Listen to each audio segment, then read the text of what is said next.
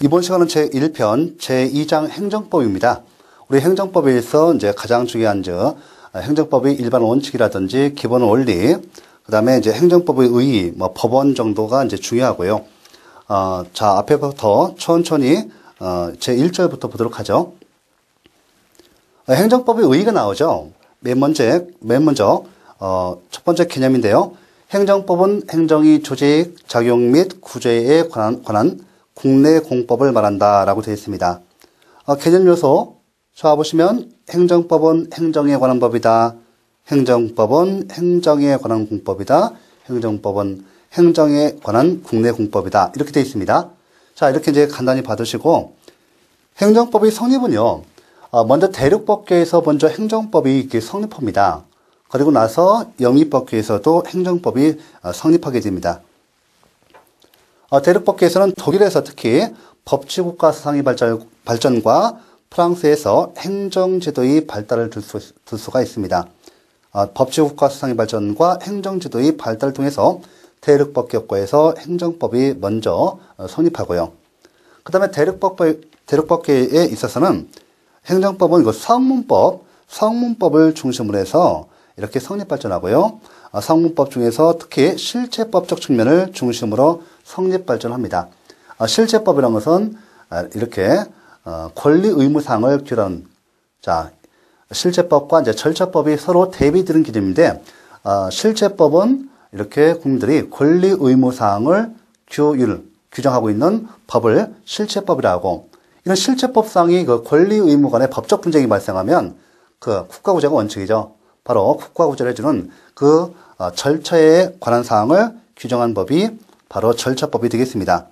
대륙법계에서는 행정법이 실체법을 중심으로 해서 성립 발전합니다. 이에 대해서 영미법계 국가에서의 행정법의 성립은 영미법계는 그 대륙법계와는 달리 불문법주의를 취하고 있습니다. 대륙법계에서는 성문법주의가 원칙이고 영미법계에서는 불문법이 원칙입니다. 이때 이제 영미법계에서 이제 공사법 1원론을 취하고 있는데 바로 이제 보통법, 일반법이라고도 합니다.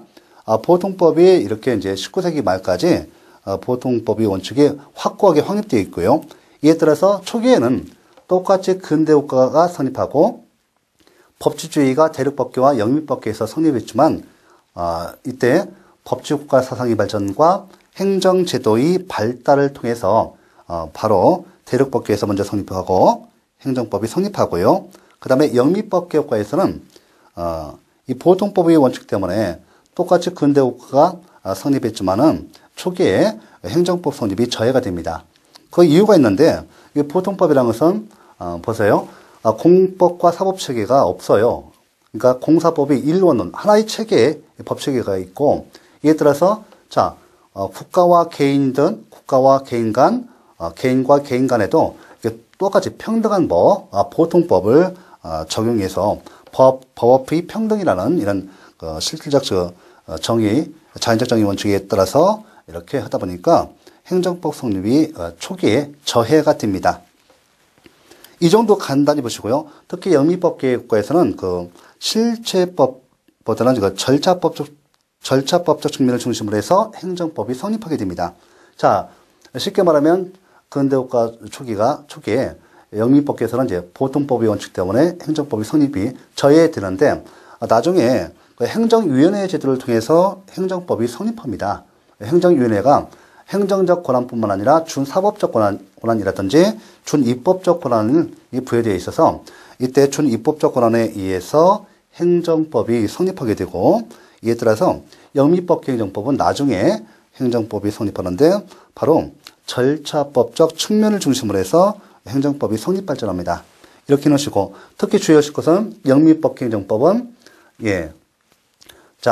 이때 공법이 아니라 보통법 내지 일반법에 대한 그 특별법으로 이렇게 행정법이 성립한다는 것을 알아두시기 바랍니다.